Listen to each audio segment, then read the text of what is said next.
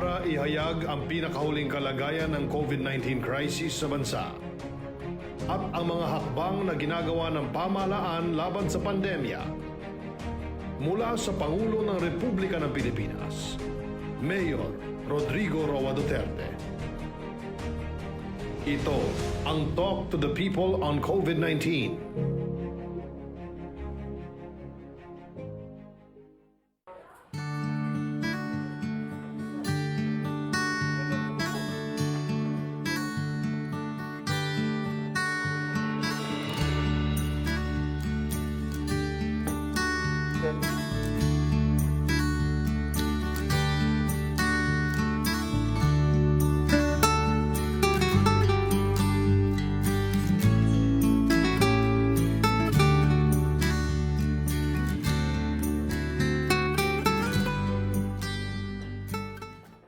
There's not much about really the vaccine because it is here. But maybe Secretary Galvez can give us the long, unwinding odyssey of how it finally came to the shores of the Philippines. Your time, sir. Can we have the slide? Mr. President, Senator Bongo, my fellow cabinet members, magandang gabi po sa inyong lahat. For this evening, I will discuss to you yung nangyari po kahapon at saka po yung sa mga rollout po na ginawa po natin. Yes, sir. But before that, bibigyan ko lang po kayo ng global update dahil para makita rin po natin kung ano nangyayari po sa ibang bansa at makita rin po yung tinatawag nating mga trending. So kung makita po natin sa vaccination po worldwide, meron na po tayong 221 million doses to date. Still at a daily pace of around 5 million. Pagka 5 million lang po ang ating phase, abot po tayo ng 3 years globally. Mahirapan po tayo na magkaroon ng total global immunity. Pagka po ganito na 5 million, kailangan po ang nakita po namin at least nasa 10 million po yan para at least 2 years po ang ano po natin. Nakikita po natin na nag-slow down po yung EU due to rising vaccine hesitancy. Nakikita natin hindi lang po sa atin, global din po ang problema po natin sa mga hesitancy. At the same time, yung recent result na sa ruling sa AstraZeneca in the regions of Australia, New Zealand, Thailand, Hong Kong, and Vietnam. Nag-start na rin po ng vaccination effort. So, ito po yung mga bagong na kasabay po natin. Itong Australia, New Zealand, Thailand, Hong Kong, at saka po Vietnam. Ghana became first country to receive COVAX shipment of 600,000 AstraZeneca doses. So, ang Ghana po ang nauna po. Then, yung US FDA already grant an EUA to Johnson & Johnson. Meron po tayong nakuha na, meron po tayong ongoing na negotiation sa Johnson & Johnson po. And then also, US FDA approves the new handling protocol for Pfizer to be stored at -25 to -15 centigrade. Ibig sabihin po, yung frozen undulated vaccine vials can be held at a standard pharmacy freezer temperature of -25 to -15 for up to 2 weeks after they arrive at the vaccination site. And then only needs to be held at ultra-cold temperature if vaccines are held for more than 2 weeks. So ito po yung bagong US FDA handling ng Pfizer. Then nakita po na natin, katulad po na nangyari sa atin, ang Chinese vaccines are gaining momentum in many developing countries. But talagang nakita po natin na there is still mistrust, still high on the Chinese vaccine. But nakita po natin, Hong Kong kicks off sa vaccination with Sinovac jab, and also Hungary received 5 million doses of Sinopharm, becoming the first EU country to roll out the vaccine. Indonesia looking to secure Sinopharm also. So nakita po natin yung Sinopharm talagang medyo most rin po yung kanyang vaccine talagang in demand din po, lalo na po sa ibang Muslim countries. And then also there are many countries who are also asking for Chinese vaccine kasi hindi na po talaga available ang Western vaccine. Kasama po ang Pakistan, Egypt, Senegal, Cambodia, Bolivia, and many more received the first doses of the Chinese vaccines. So ngayon po, yung global vaccine inequality is becoming a larger issue. So there is an increased pressure for this country to donate surplus supply as part of global effort to combat COVID-19. Ito po nga po ang talagang katotohanan na 10 countries account for 75% of all vaccination. EU and US called to commit 3 to 5% of vaccine supply to developing countries. And even Israel has committed on giving surplus to Palestine and Honduras. So Kasama yung po dyan Chinese, yung may po, yung pakpak na vaccine sa talagang, Marawi, sir. Kaya may- Eksakto lang po yung date. Pagka sinabi lang tong date na to na magde-deliver, talagang di-deliver po nila yan. Kaya nakita po natin kahapon na sinabi nila na 28 after 5 days or 5 days after ng yung EUA ay bigla po nilang talagang in-schedule na 28. At 28 po talaga dumating. So yun po ang ano po natin sa first quarter. Ang ating objective po sa first quarter, matapos po natin lahat ng ating healthcare workers. Yun po ang ating pinaka-objective. And then sa second quarter po, ay titingnan po natin kung makakukuha po tayo ng mga 20 million. Dahil meron na po tayong darating sa COVAX ulit and also we might be having sa Novavax. At saka yung 2.6 million na ipinangako po ng AstraZeneca, ito po binili po ng mga private sector. So more or less, mga 20 million po yan. Sa third quarter po, diyan po lalabas lahat ang ating mga lahat ng mga vaccines natin na bibilin. So more or less, meron po tayong sa third quarter, meron po tayong 68 million at doon po sa fourth quarter, meron po tayong 69. All in all po, Mr. President, Mr. Mayor, ay meron po tayong 161 million doses kasama na po yung 44 million na COVAX.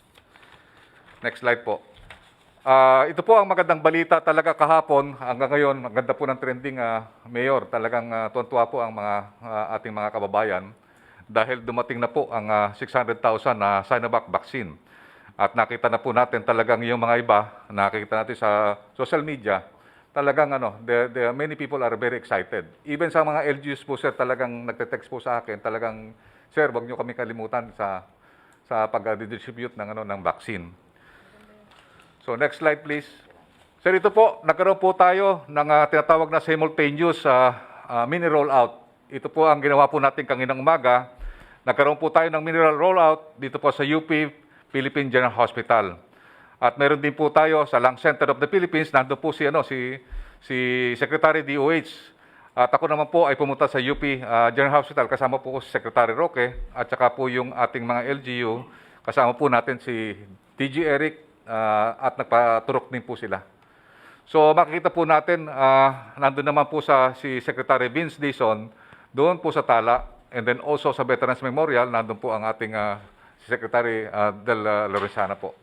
So nagturok din po tayo sa Philippine National Police General Hospital, at mayroon din po tayo na mini rollout sa Viluna Medical Center. At bukas po, marami po tayong pupuntahan din po.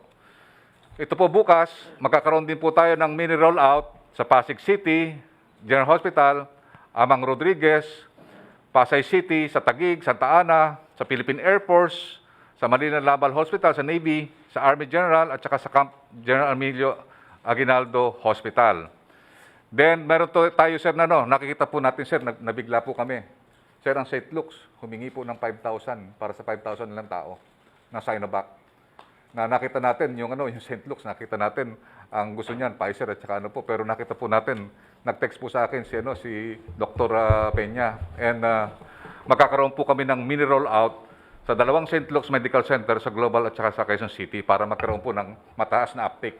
We appreciate any and every cooperation offered to us at this time. Kung kasali yung St. Luke's, then papasalamat tayo. So they can also help spread really the vaccine as soon as fast as it can Yes, sir. be accommodated by the time and motion of a human being. Ikaw ho. Yes, sir. At sana po sa March 3, magdadala na rin po tayo ng mga vaccine sa Cebu. And then March 4, doon po sa Davao. So kami po na mga secretary, na yung cabinet member, magpupunta po kami sa sa March 4 sa Vicente Soto, doon sa Cebu. And then pupunta rin po kami sa March 5 sa Southern Philippines Medical Center. So pati po yung yung Davao Medical Center mabibigyan na rin po. Yun po ang inanuman ni Ma'am Inday na mabigyan yung ibang mga hospital at nagpangako naman po si Secretary Duque na dadagdagan po natin ng mga vaccine po doon sa kanila. Yes. Yung sa Davao po, just to make it clear to the people, it's not used to be known as the Davao Medical Center. Tapos, iniba po, ginawang Southern Philippines Medical Center.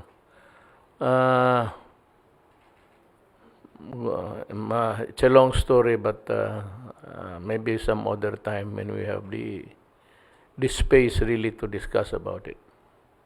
Go ahead, please. Sir, yung guidance niyo po na i-distribute po nationwide yung vaccine. Sir, ginawa po sir ng ating mahal na sekretary at saka ni Yusek Kabutahe. So yung distribution po natin, pakikita ko po sa inyo na parang equitable po yung distribution na gagawin po natin. So nakita po natin sa NCR, considering na yung NCR meron tayong 17 highly urbanized cities, meron po tayo na 130,000.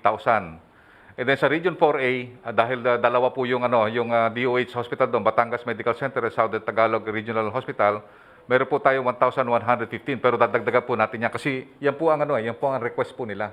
Ang ginawa po ni Yusek Kabutahe, nagkaroon po sila ng tinatawag na Hospital Town Hall Meeting. At kinuha niya po yung may mga gusto. Pero nakita ko po ito, sir, Mr. President, tataas po yung iba dito dahil kasi ito po, nung kinuha na nila yon, tumatawag ng iba na gusto nagpapaano po. Kasi yung sa mga hospital po, sir, kasi yung taker lang sa Sinovac, 13% to 28%. As humanly possible, we would like to, I said, distribute it among the Filipino Yes, people sir. across the nation. Yan no, Antarit. And that is I think that is the basis of your division. Okay. Yes, sir. I have no qualms at this point. Sir, ito po lahat po, sir, ang tuturukan po natin, ito mga healthcare workers ng mga hospital. So yung mga hospital po niyan, yung mga trabahante po ng hospital, pati yung mga drivers, ambulance, lahat po yan, sir. Rightly so. Opo. And by the way, even the doctors, some are not quite keen sa Sinovac. But that is the right. They want maybe the US, it could be AstraZeneca or it could be Johnson & Johnson. Johnson & Johnson is US talaga yan. Or it could be Moderna. So, as I said, wala tayong dyan, except wala kaming objections dyan. Ayaw ninyo.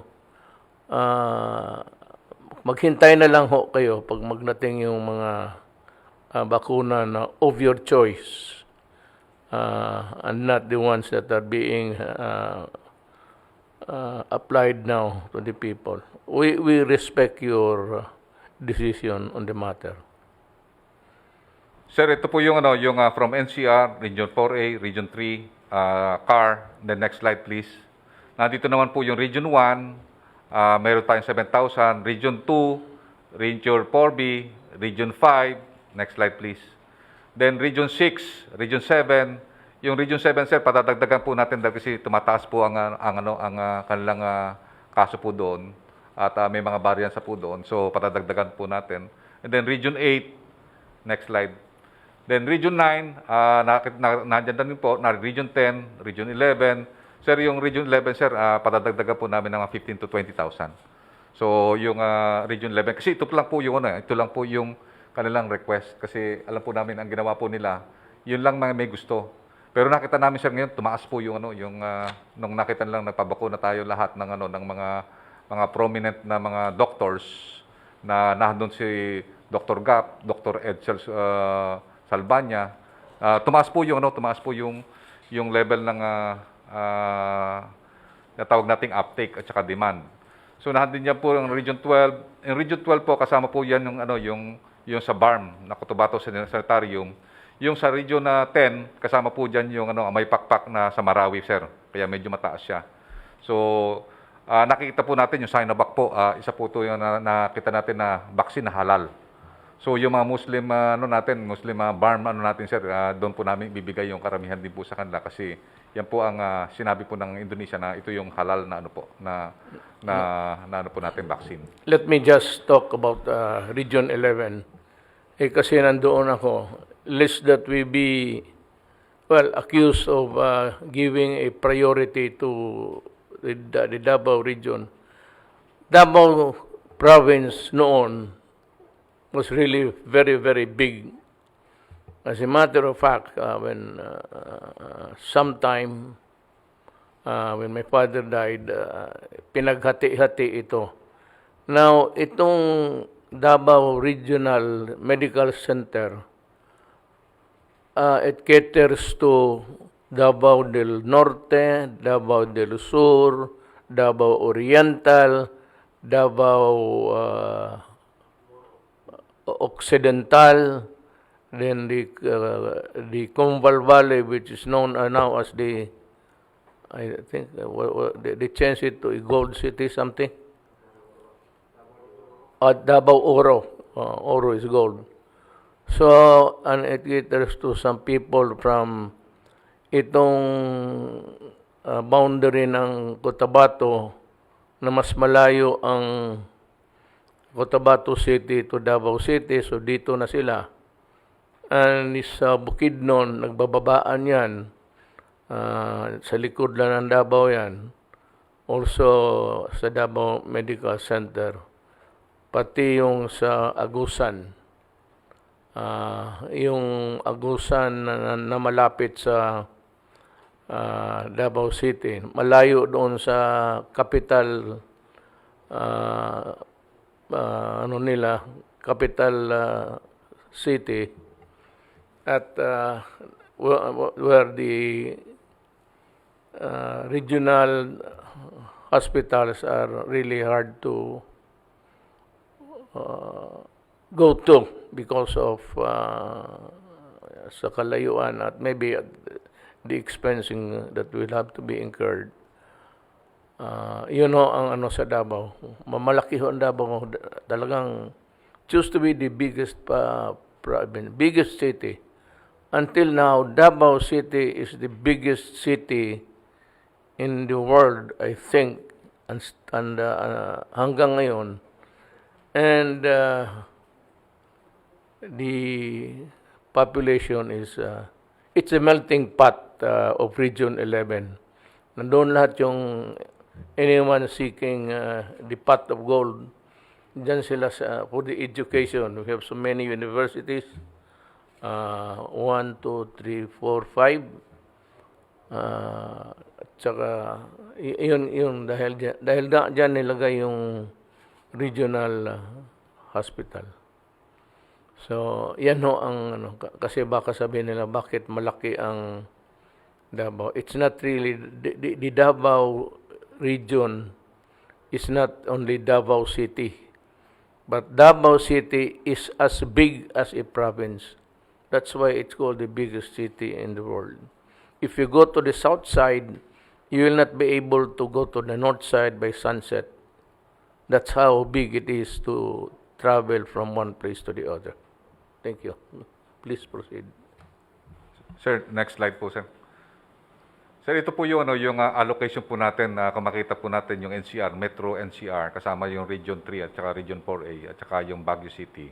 Meron po tayong allocation na 146,000.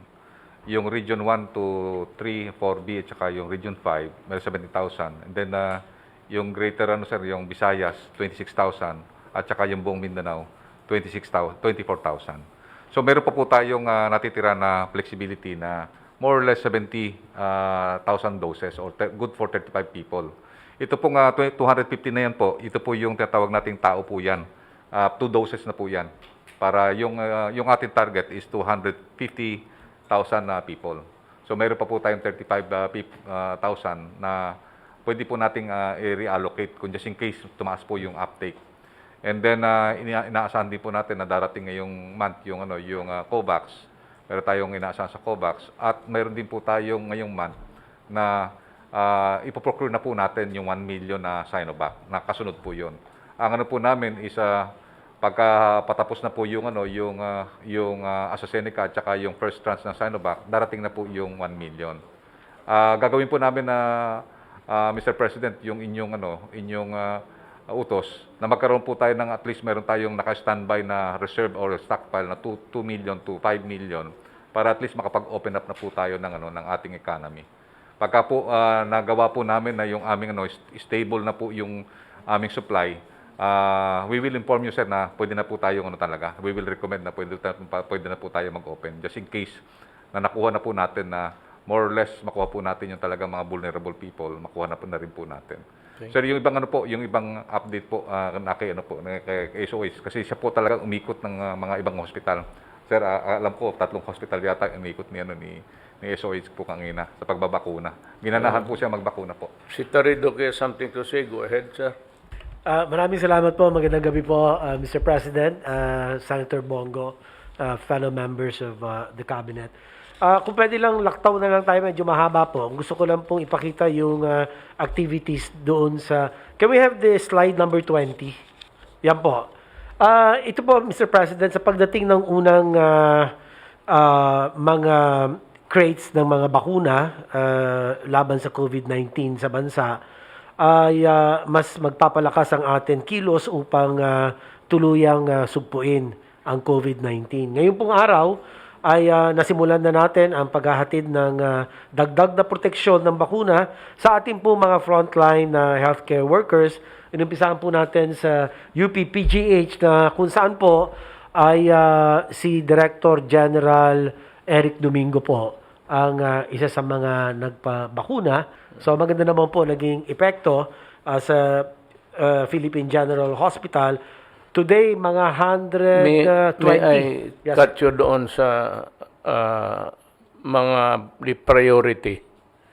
Kasi ang haka-haka ng mga tao, lalo na ito si Maring Lenny, sabi niya na mauna ako. You know, in the protocol, ang edad namin, ang preferential right is given to 16 o 18 above, tapos 59. Ako, Maring Lenny, 70 na. 70, hindi pala. 67 lang pala. Masyado kang apurado.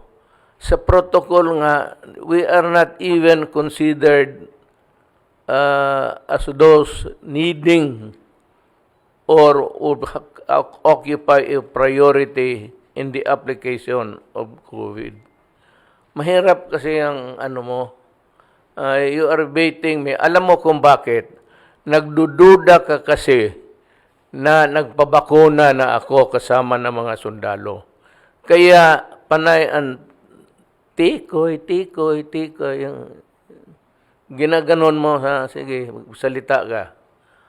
Yun ang talaga ang mo. You have you seem to have an angel face but a devilish mind. Marunong ka may ang pagduda mo kasi tapos na ako, kaya you want me to go into a trap of saying things which are not appropriate. Yan ang mahirap sa iyo. And every day, you have a narrative. Nung una, sabi mo na kulang dito, ganon, na kailangan, yesterday you said, our frontline workers deserves the best. Wala akong problema yan. Mas magsakit ang ulo ko kung wala siya. Ikaw, sige ka lang salita dyan. Wala ka namang ginagawa. Sige ka issue ng statement. Do you know what? Because you want to be relevant here.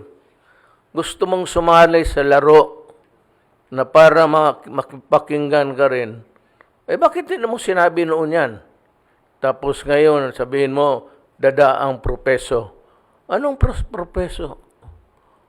Proseso, rather. Anong proseso ang gusto mo?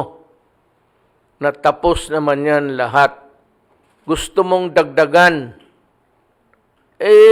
Bakit hindi mo sinabi noon na ito lahat kailangan? Ngayon nga may proseso na bago. Ganito na lang. Sabihin ko sa iyo uli, kung marunong kang makinig, walang bakuna ngayon available. Either hingiin mo, nakawin mo, o bayaran mo. Not only the Philippines, as stated by earlier, binigyan tayo ng worldwide situation ng vaccine. Hirap rin sila. Ang Amerika meron, pero inuuna nila. Ito, alam mo, unahan ito. Ako muna bago kayo kasi amin to. As correctly stated by Secretary Galvez, it is only China who has come up with its commitment to so many nations. I don't know how many. But I'm sure China will honor on time. Kasi wala nga silang, alam nila mas gastos tayo kung tayo ang magkuha. We have to send our cargo planes. Marami yon, hindi magkasya ng isa. We have to send about 2. China, minabuti niya na dalhin na lang dito sa Pilipinas using their own air assets. Kaya ganon. Ngayon, kung gusto mo talaga para mahinto ka, kunin mo yung basket mo, mamalengke ka doon sa labas ng bakuna. Bigyan kita pera para kung may mabili ka, bilhin mo na kaagad at umuwi ka dito sa Pilipinas, bigay mo doon sa mga doktor. Yan ang mahirap sa iyo. You want to be relevant. And you know, sometimes you make an idiotic stance. Yung mga ganong, they deserve the best. Anak ka ng... Bakit? Ako, I would give them the worst.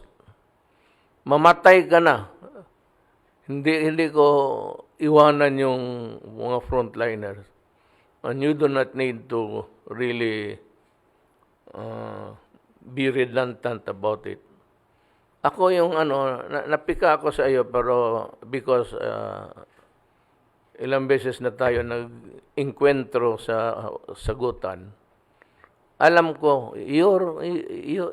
may nagsabi, a devil has said something, jukin mo, magsabi, tanungin mo. Ngayon, ipakita ako. Ngayon gusto ko, pag mag-injection ko, nandiyan ka dito sa Malacanang. Kaya sabihin ko, matanda naman ako, kalahati lang ang akin. Plastada mo yung pupo, doon iturok sa iyo. To add protection to your good health.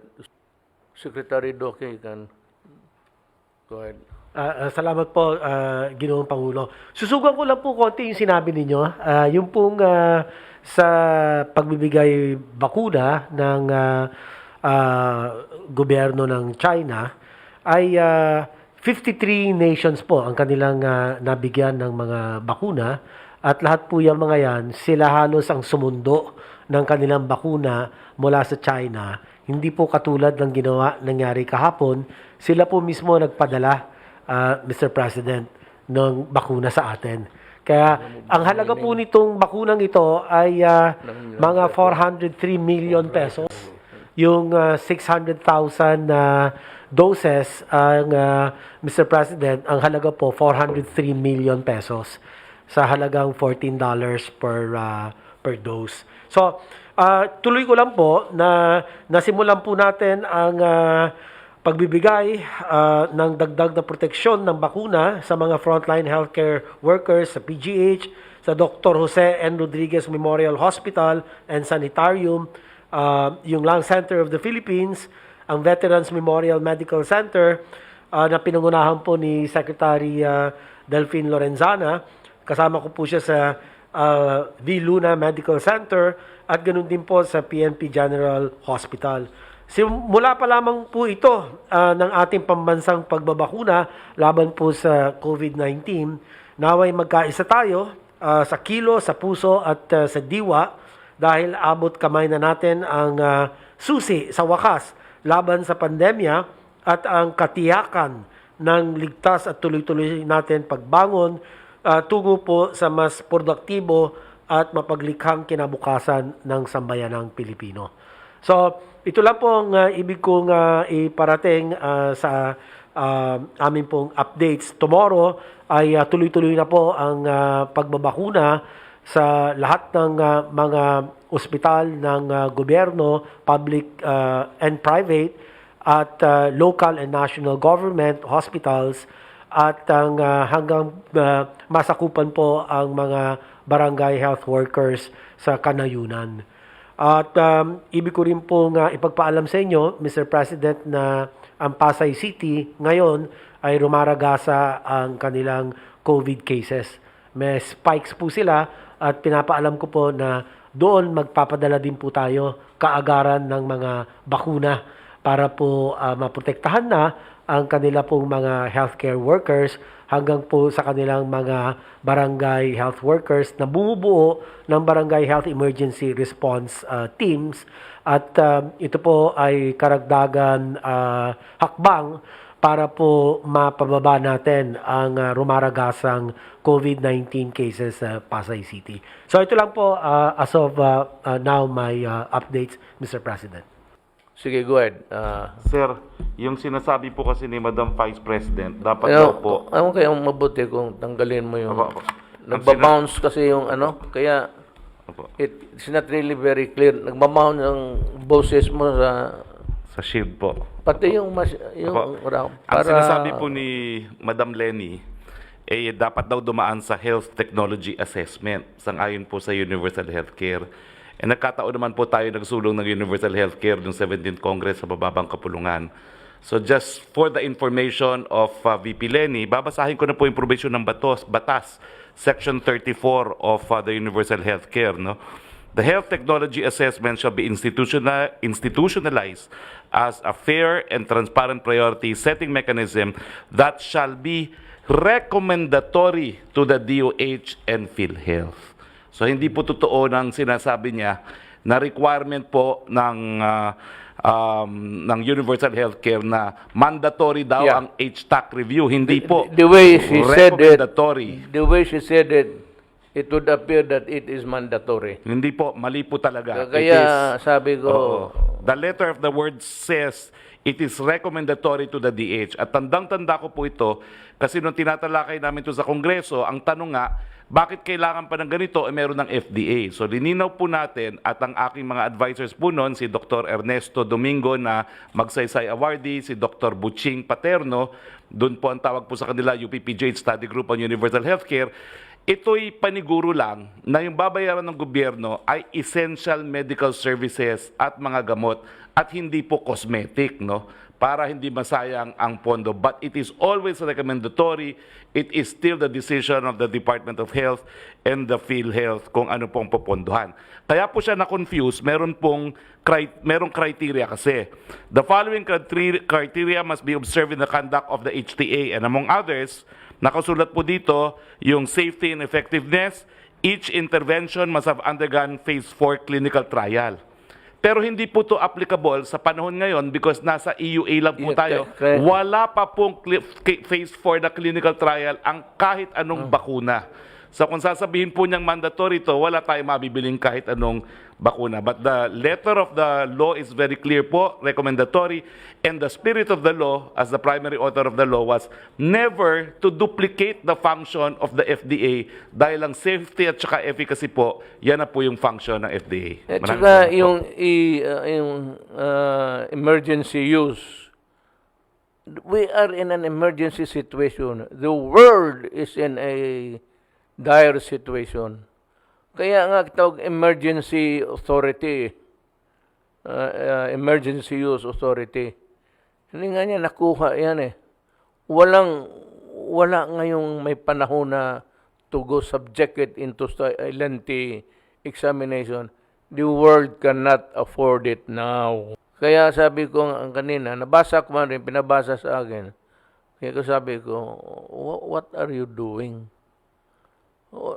Every time you open your mouth, it seems to be idiotic eh. Hindi ka recommendatory nga. If the word recommendatory is made mag-interface ka ng emergency, then what the hell is the recommendation for when you are facing an emergency?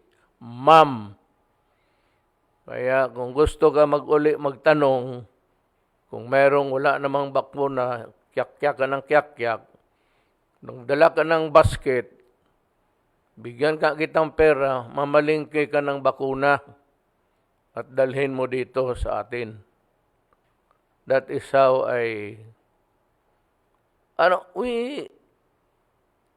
ako naman, pag nagkamali ako talaga, yung klarong mali, nagsasabi ako na, well, everybody has the right to commit a mistake. It could be in a very sarcastic way. Wala naman siguro, let me thank again. Mayroong binulong sa akin si Ambassador Wangsilian. Ayaw ko lang sabihin. Pero before we shook hands, before we left the stage, may sinabi siya. He said something to me na very encouraging. And I said, thank you. Alam na ninyo kung ano yan, but I would not want to preempt.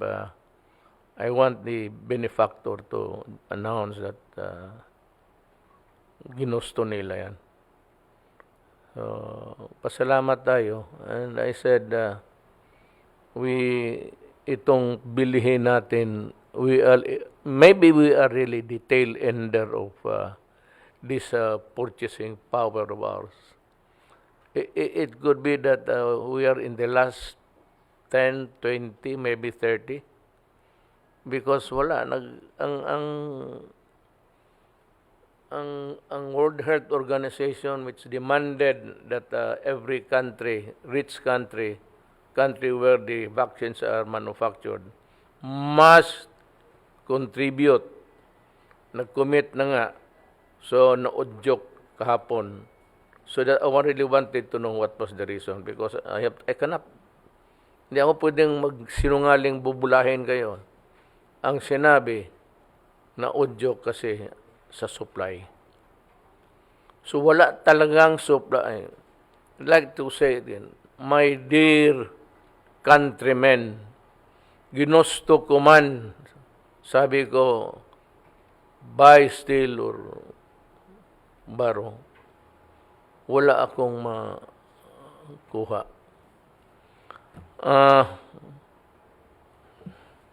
Like to thank the President Xi Jinping. You know, I do not want to grab a credit. The credit is the Filipino people. It inspired us to crank our gray matter between the ears. How really can we master a good plan? Di ba sinabi ko sa iyo, nung pag-constitute ko ng itong task force, di ba sinabi ko sa inyo, tinawagan ko si Xi Jinping. I made a personal call. I told the nation about it. It's not my credit. Is the credit of the people who inspired me to really do something. So sabi ko, Mr. President, my country does not have the technology. We do not have the know-how. I hope that you will not forget us if things go afoul. O nakita mo yung nagkukulang-kulang. Yan yung tinawag ko. At President Xi Jinping is listening now. So, President, from the bottom of my heart, and with immense gratitude, I thank you, the Chinese people and government, for being so generous. Maybe someday I can repay you if I would still have enough time in this planet. Now, tapos naman siguro ito. I'll just, again, gusto man talaga ng tao na walang ginawa ang graft and corruption. O ito, then a list of government personnel suspended and dismissed from service. The name is Noel Reyes, position Administrative Officer, Department of Trade and Industry. The nature of the case is serious dishonesty, grave misconduct, gross neglect of duty, falsification of public documents, and conduct prejudicial to the best interest of the government. For falsifying official receipt, entries issued in triplicate, resulting in the unreported amount of 1.69 million that the DTI is rightfully entitled to. Mr. Reyes resigned, but the law does not allow you to resign. You are, but maybe his case was final, but still he's facing a criminal charge, and this is maybe with the Supreme Court. The affair, if the case is still with the Department of Trade and Industry, kindly expedite. There's not much, it's paperwork. All you have to do is to look at the figures. Then we have Ramiro M. Cruz, District Engineer, Bulacan 2nd District Engineering Office, Department of Public Works and Highways. Serious dishonesty, gross misconduct of duty, and grave misconduct. Gross neglect and grave misconduct. Ito, gross neglect is an omission. Ito, with malice. For their omissions, ito, I'd like to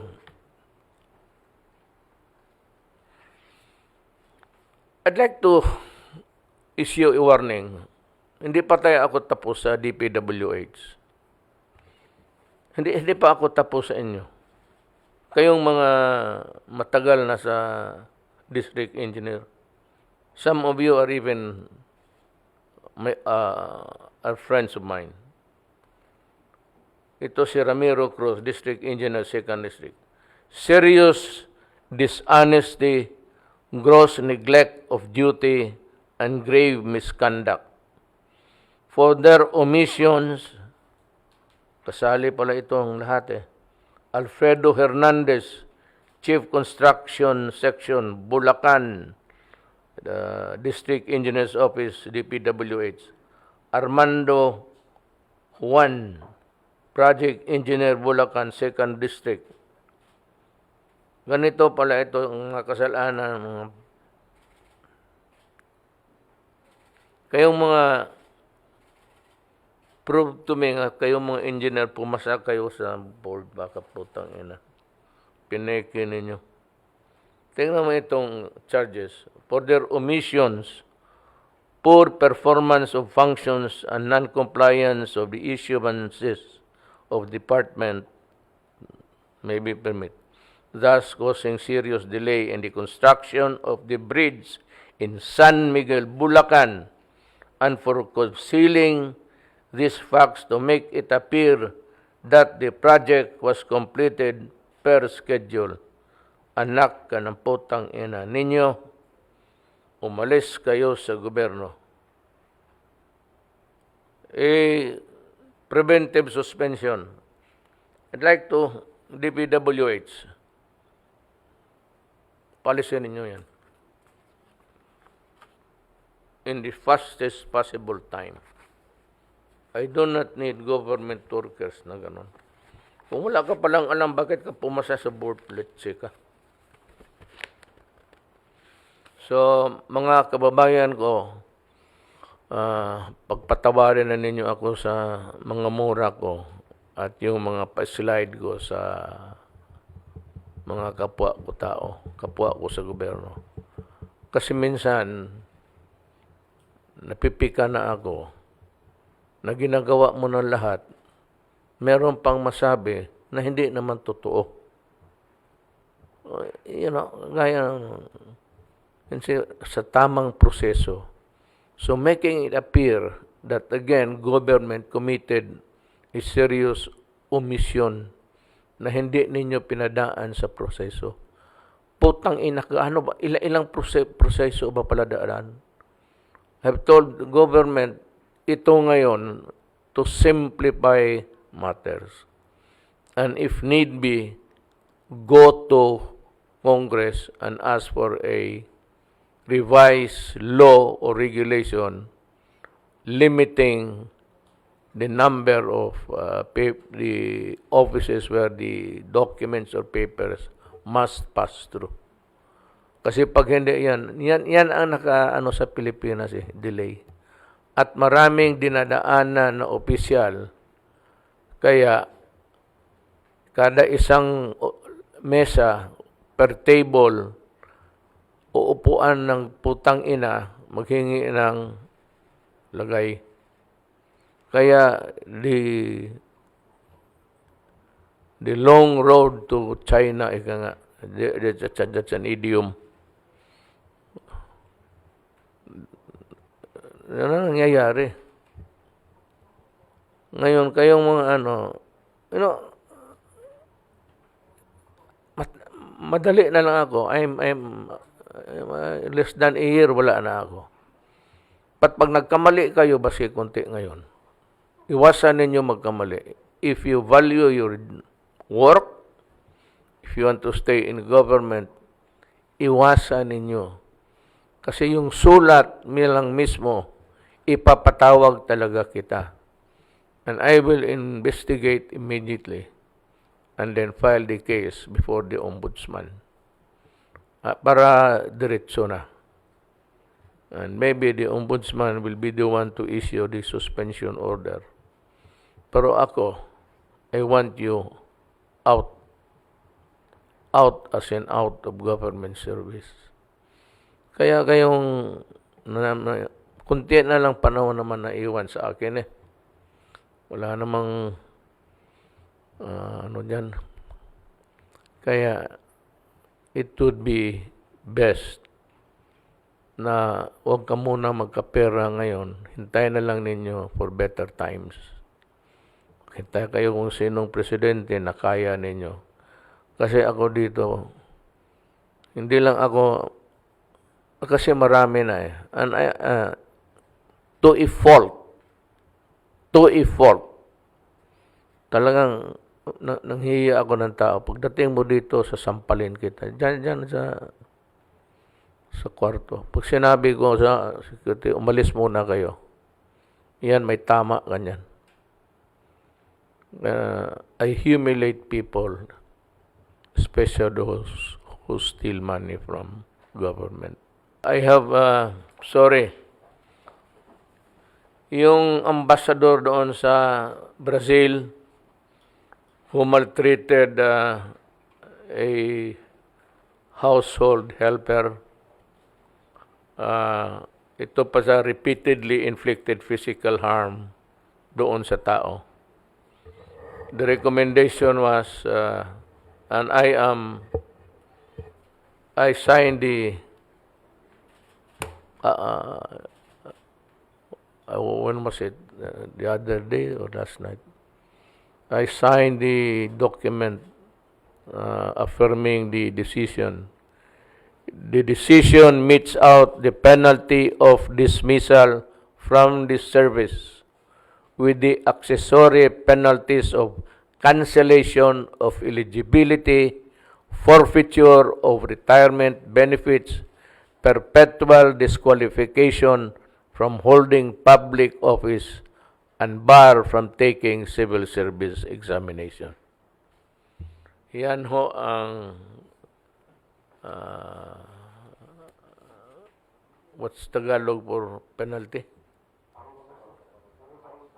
Yan ang parusa niya. So, that's how it is. I said there are rules to be followed. Kung ayaw mong sundin, you take the risk. If something goes wrong, it's gonna hit you.